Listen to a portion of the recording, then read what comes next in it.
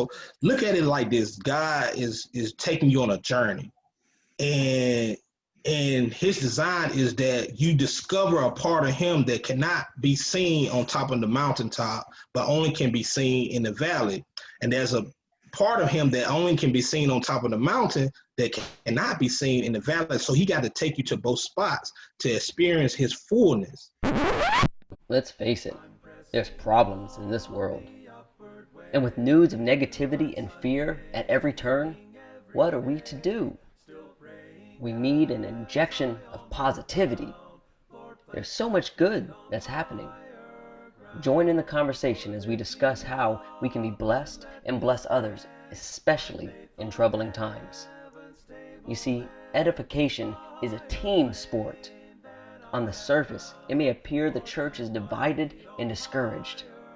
We have a huge task, and it requires a team lift to build each other up and restore unity and hope to the church. Even Jesus needed help carrying his cross. You're not alone, and we're here to show you just that. All glory to God. This whole premise of this discussion, this talk, is to help put positivity back into this world and back into the brotherhood, back into the church. So there are so many people that are struggling out there right now. There are so many different things, but what is some advice that you would give a struggling Christian right now in 2020? I would say this: don't give up. What I learned about life, if you look at in investment charts, and if you into like financial things, this is some of the things I'm starting to learn about the natural laws of the universe and society. What goes up must come down, and what goes down must goes up. If you can understand that these are cycles, if you look at the children of Israel, at one point they was very high, then at one point they was very low. These are just natural cycles that human beings go through. So just understand that this is a cycle that everybody must goes to the valley. If you're on the top of the mountain, sooner or later you're going to be taken to the valley. And if you're in the valley, sooner or later you got to go to the mountaintop. So look at it like this: God is taking you on a journey, and his design is that you discover a part of him that cannot be seen on top of the mountaintop, but only can be seen in the valley.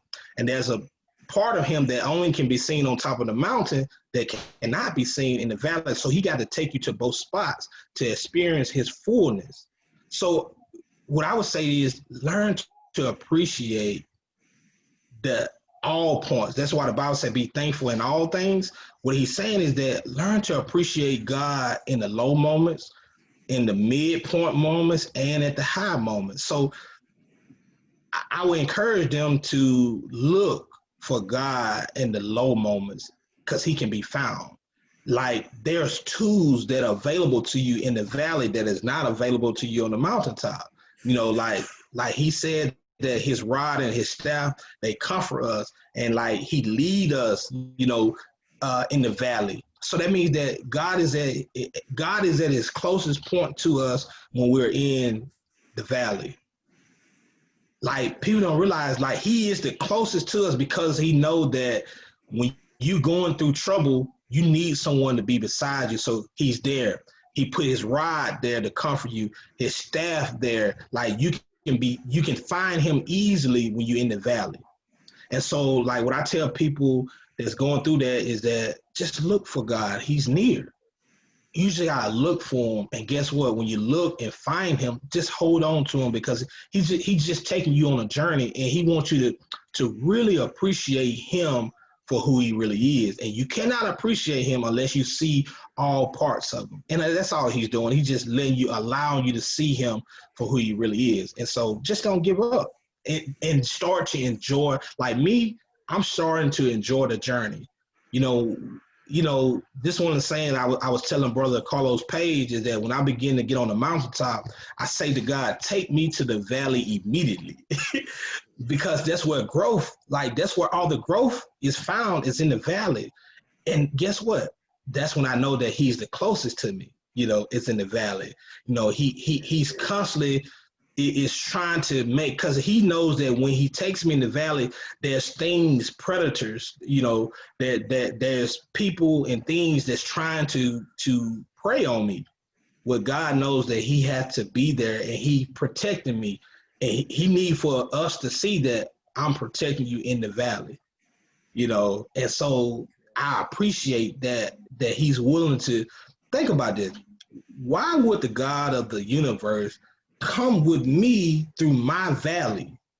Like at my low point, he's willing to go through it with me. That's one of the most powerful things, is that to know that he's willing to go into my experience with me. He don't have to, he can send someone else, but he said, you know what? I want to be there for you, Adam, at your low point. And I'm going to hold your hand. I'm going to provide. I'm going to walk with you each step of the way. But the only thing that you have to do is that you have to recognize that I'm there, and you have to find me. You walking through there with your eyes closed. He's like, open your eyes and see the things that I'm doing for you. And he's always moving things. He's putting things in place for you. Like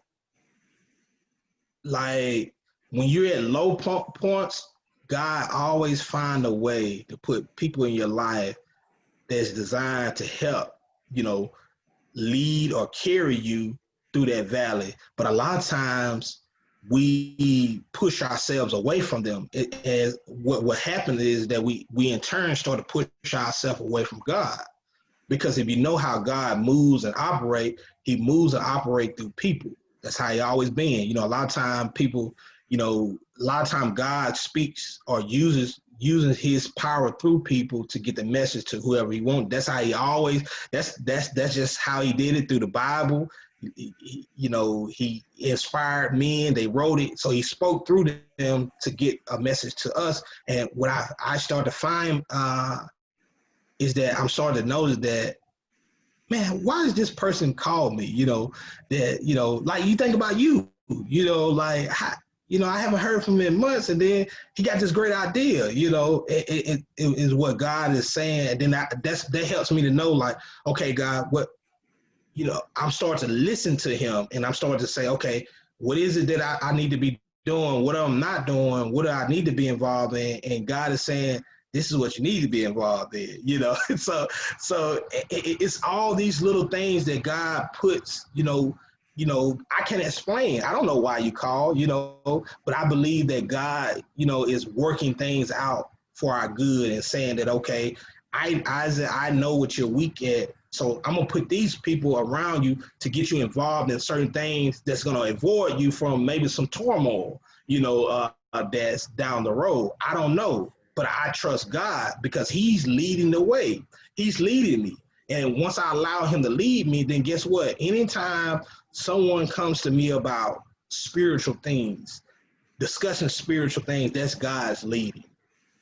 So I tell those people, whoever is talking to you about spiritual things, about encourage you into the Lord, listen, like draw closer to them. Anybody that's talking to you about worldly things and things that you should accomplish, run away immediately, because that's the devil is trying to pull you from God now.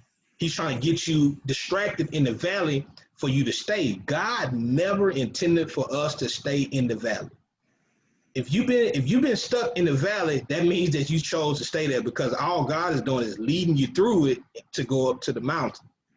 And so like all he's doing is leading you. But what I discovered, Adam, is that each mountain that you cross, and every valley that you cross is actually getting higher, higher, and higher. So actually you're taking a staircase to heaven, really, because when you think about all the journey is to take you higher and higher. Each adversity is going to be different from the next. So it's designed to push you to height. See, the mountain get bigger and bigger because now your endurance is getting stronger and stronger. So God knows that he needs to give you a taller mountain than the one before, because you're getting stronger. He wants you to get stronger. So at the end of your life, Adam, you're going to begin to look down on the top of the mountain and discover that I'm in heaven now. I done made a journey all the way up by going through the valley, up the mountain, down the mountain, in the valley, up the mountain, and you're gonna discover that I've been just making a gradual climb up to heaven. And I'm there now. And so I tell people, enjoy that journey because that's the beauty. Like, Adam, I'm not gonna lie to you, I no longer care about the destination anymore. All I care about is being with God at this moment. I just care about the journey, and I'm loving God through the journey. And that's the most beautiful. When you can get to a point where you can love God in the midst of the journey and all through the journey, and you can thank him for everything that comes your way, and you're so thankful for the things that you're not even aware of that he saved you from. The problem that he didn't allow come your way, I begin to rejoice, him, and I begin to appreciate him even more. And I get excited for the mountain. I get excited for the valley. And so it's just a life of excitement for me because I'm going on a journey with the Lord. And so I tell people, just be excited about the journey, just like my kids. They are excited when I take them somewhere. You know why? It's not about the destination where they're going. It's really about who I'm going with. I'm going with my daddy. My daddy is taking me somewhere. So that's how I look at my father. My heavenly father is taking me somewhere. So I'm excited. I don't care where you take me to. As long as I'm with him, that's all I care about. Amen. Amen. So I know we got times when we go up to those mountains and down to those valleys. And when we're in those valleys of overwhelmingness and when we're unfocused, like when you get there, when you feel overwhelmed or when you feel unfocused and you lost your focus temporarily, what do you do? Immediately I go, I go to meditation. That's the first source, meditating and prayer. But the second is I go to the brethren. Right? There's nothing jumps you off. You think about it as you like a battery and your battery has died. And look at as your brethren as some brothers are jumper cables, right? And then other brothers are like another battery. And so you got to connect yourself to them and get a recharge, to help jump your battery back off again. And so like what I realize is that, man, I just need to get closer to the brethren. I need to be around them right now because I'm at a low point, and I express that. Like there's beauty in being honest with where you are with the brethren, because when you're honest with them, man, you're gonna see a level of ralliness around you that you're gonna be like, man, I like this. It's like it's gonna recharge you, like you're gonna find that, man, so many people you're gonna be like, man, I didn't know that this person was rooting for me. You know what I'm saying? I didn't know this person really cared about me. And you're gonna see that so many people care about your spiritual life more than you know when you're gonna find yourself down. And when you tell them, like, brother, I'm at a low point. I find myself not able to read. I find myself not able to pray as much. I find myself wanting to get involved in things I don't. I'm starting to get distracted. But I don't know what to do. And man, you're gonna see, the brethren like come out of the woodworks to just help, to call you and give you that attention that you really need. Because what happened is that kind of ran out of love, really. And because you have a deficit, now you're feeling low, and you about to run out of gas. So you need the brother to refill your tank. So now they pouring in love into you now. Now that flow, because a lot of time when you get into what we're doing, we're constantly giving, pouring out. But like you taught me in the class is that somebody got to throw the rope back in order for the bond to be strong. So in other words, that's why God designed the church the way he did, because we're always pouring out, but God expects for things to be poured back into us, because if not, then that's where the low moments, because we start to feel like I'm the only one doing anything. I'm the only one trying to do this. You start to feel like that. But if you let the brethren know, like, man, I'm starting to feel like this, and you're going to see that love start to pour in. Then you're gonna start to feel better. You're gonna start to get energized again, and it's gonna be just what you need.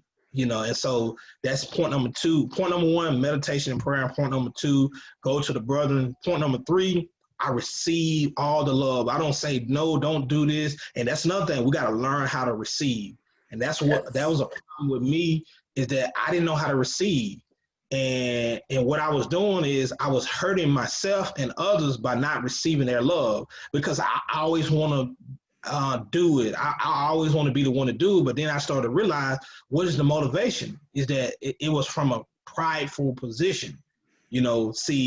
See, when you don't have pride, so you have to be humble to receive. You can be prideful to give, because that giving kind of strokes your ego. So by giving and receiving helps balance you out and keeps you humble. You know what I'm saying? And by asking for help makes you humble, because if you're always serving people, now you like, man, I'm serving everybody. I'm the standard. You should listen to me. But now when you're at a low point, now God forces you to have to listen to others and have to receive from others. Now that kind of obeys you. So I think God did that by design, that it humbles us to not get so high-minded of ourselves that we're doing so much. That now we need to be receiving now. And it doesn't, sometimes for me, it doesn't feel good to actually have to ask for help, to actually have to receive help from brother. It doesn't feel good. And I had to realize, like, why. Then when I started to investigate why, like, oh, I see why it doesn't feel good. I'm like, okay. So even at that, it helps me to adjust and to base myself and to get myself back. And see, that's one of those, internal things that can be there, but you don't know it's there until you're in that moment. See, when God depletes that love, that you've been giving out, now you're empty and need for it to be poured back into. Now you're able to see, like, okay, what's the motivation for why you've been doing these things now? And so if you don't get refilled from your brother, if you don't let them know what's going on, then guess what? You're going to die. And a lot of times we're just sitting there on the side of the road. Our car is dead because we refuse to ask for help, And so now when we was making a lot of progress, we're not making no progress at all. And so now I'm starting to realize, like, if I want to continue to go down the road, I gotta ask for help. I gotta tell the brother what I need and allow them to give it to me. And then the last, I'm thankful for when they give it to, and it's very important to let the brother know what their love did for you.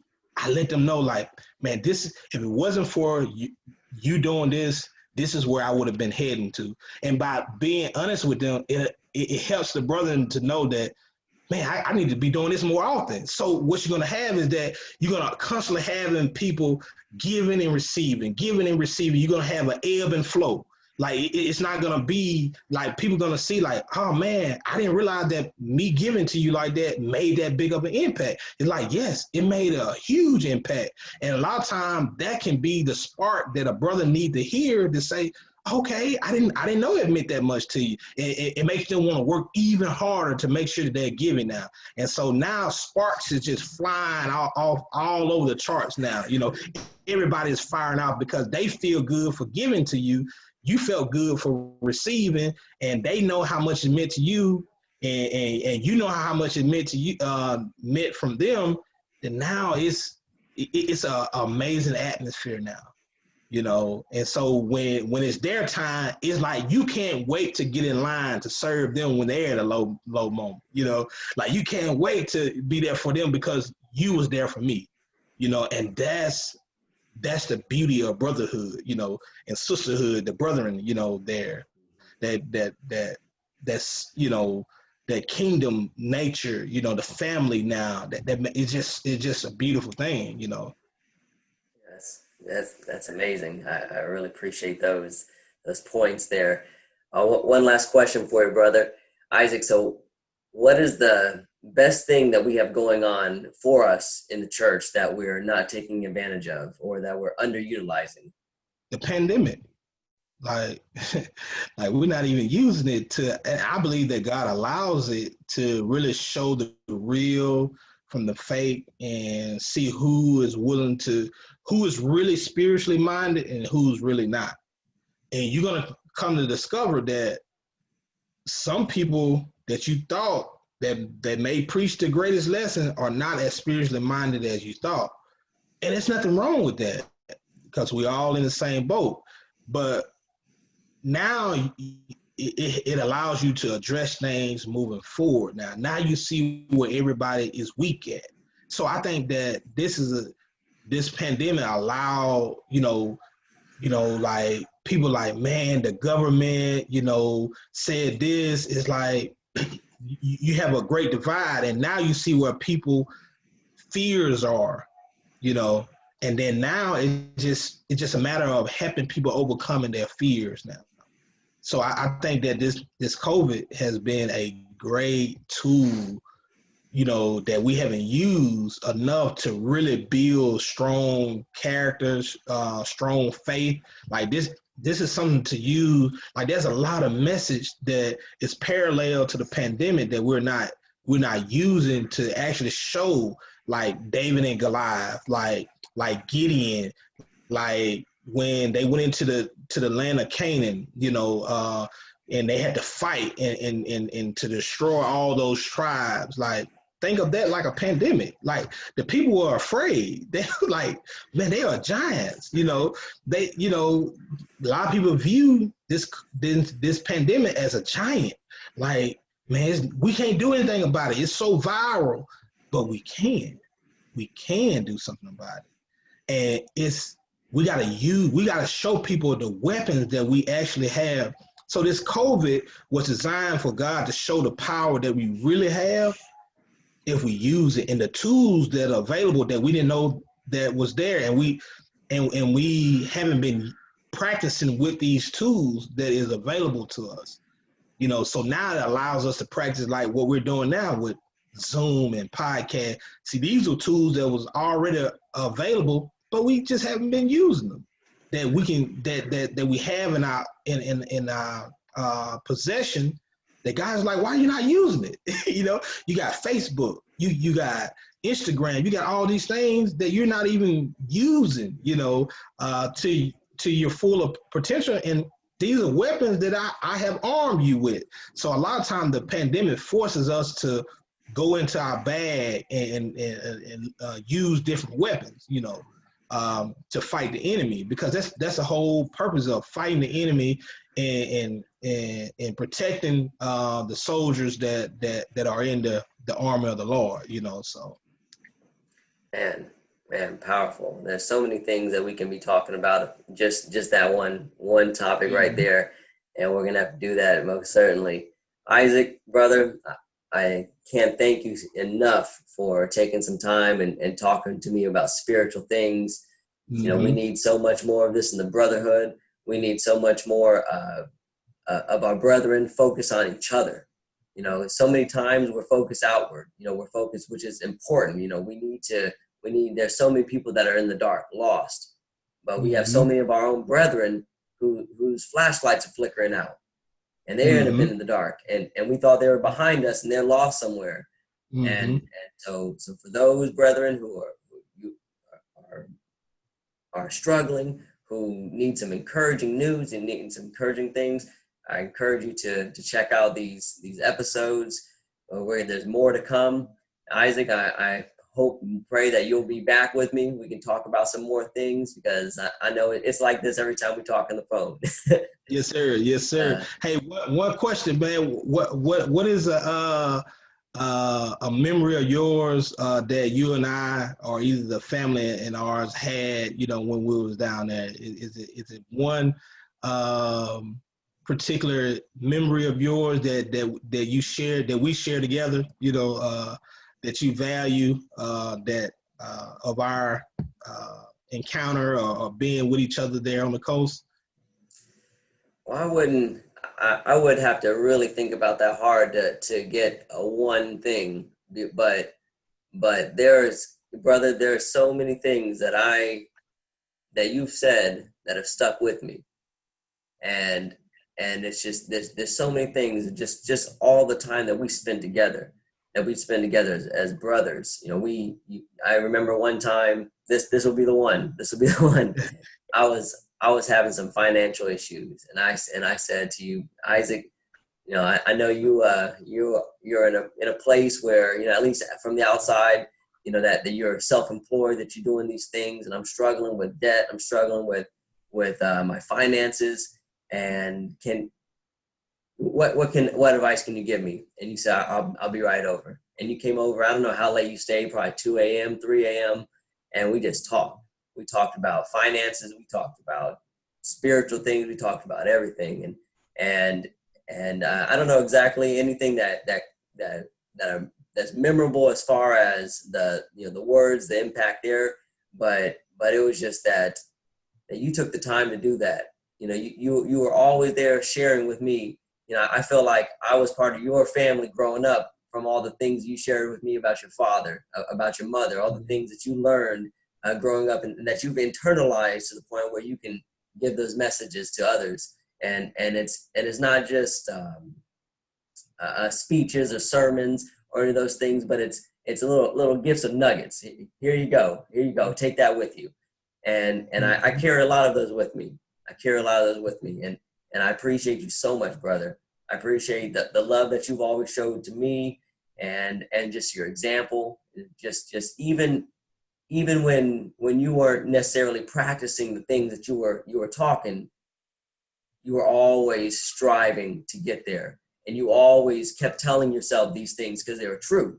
They're true, and we can't always practice, and we fall from time to time. And that's one thing that I really appreciate from you, is that you always stood by those things. Even when you fell from them, you always came back to them.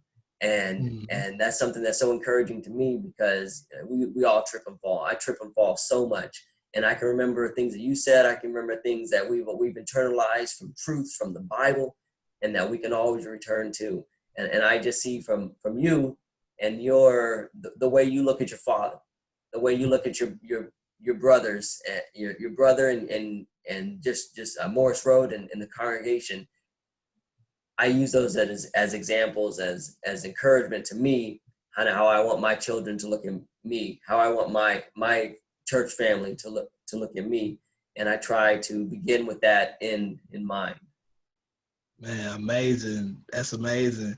And that's one of the things I want people to see, that a lot of time they don't know how to have that relationship, you know, a close brother relationship in Christ.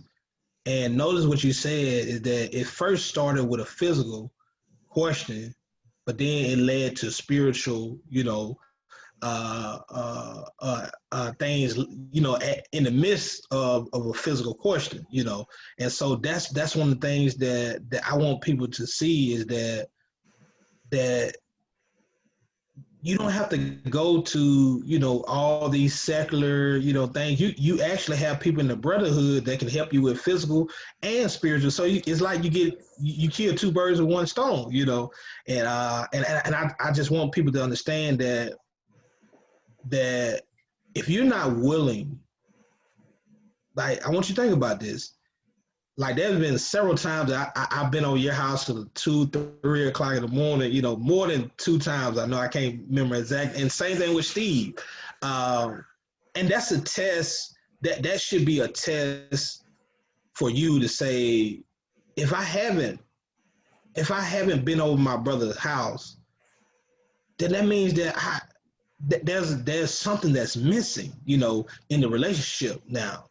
And what we should be doing is finding out ways, how can we spend that time together, you know, where majority of my time is spent with the brethren versus with the people in the world, you know. And that's another thing that I wanted to really make a big, you know, effort, is that I want the brethren to have majority of my time, and majority of my time and service goes to the brethren, because, you know, the Bible said do good unto all people, but especially the household of faith. So in times like this, in COVID time, this is time where we should be spending more time together now, you know. And I believe that what happened is we will begin to show the power of the Lord, because we'll be able to say, man, we've been together all this time. We haven't caught COVID. You know what I'm saying? like our love is so strong that it supersedes COVID. And that's a message. Can you imagine that what kind of message that was sent to the world? That what type of people are these that they're not even afraid of COVID, that they're still getting together? That's a love that the world haven't even known or seen yet, or experienced. I would say that they haven't experienced it yet. And so they're looking for that type of love. And to see you guys as a light to say, man, we love each other in the midst of a pandemic, not in the midst of a pandemic. And you're going to see that, like, to me personally, Adam, to die for being with the brother is more better than to die, 80 years from now outside of the body. I social distance. I didn't get COVID, but now I end up wavering away because I allowed COVID to keep me away from my brother. So I avoided COVID, but I forfeit my soul. I would rather forfeit my life to ensure my soul by being with you guys than to social distance from you guys. And I believe that that's a tool of the devil, that he's trying to pull us apart. And so I want to be close to you. And it's I'm telling you, it's nothing better than to die with the people that you love, your brothers. Like I want the world to know that, man, Isaac died by worshiping with his brother. He refused to not be with them. And that is love. That would say that, man, he really loved the brother. He loved them. That he loved them so much that he was willing to forfeit his own life on their behalf, because he couldn't do without them, and I think that once we start to do that, we're going to see that the world is going to start to change, because they're yearning for that, they're looking for that. And so I appreciate you for sharing that, and I appreciate, this conversation. And the last thing I just want to lead them on is that, I want fallen Christians to understand that people like you, people like myself, if you fallen, we always going to be there to accept you. And we want open arms for you to come back. Even like you said, even when I haven't done the things that I should do, you still love me. Even when you haven't done things that you should do, I still love you. And I think sometimes people allow the devil to think that Adam is not going to love me anymore if he know this. No, actually, Adam is going to love you even more, because Adam is probably going to say that, had I loved you more, maybe I could have avoided that.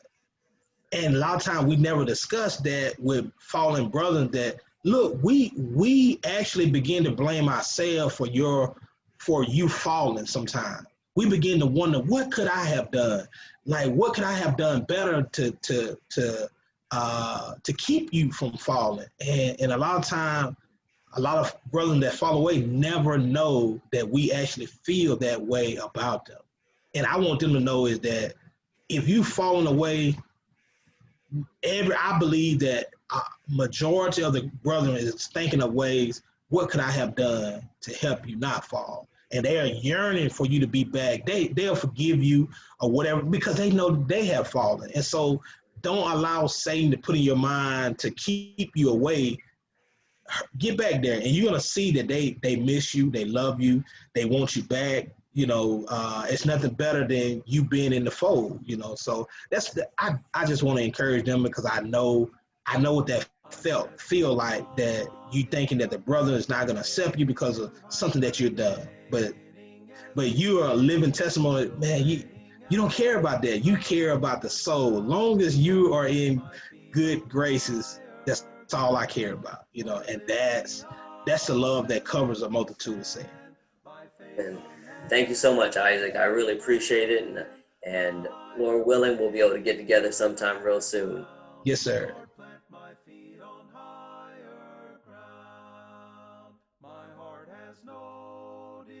To stay where doubts arise and fears dismay, though some may dwell where these abound. My prayer, my aim is higher ground. Lord, lift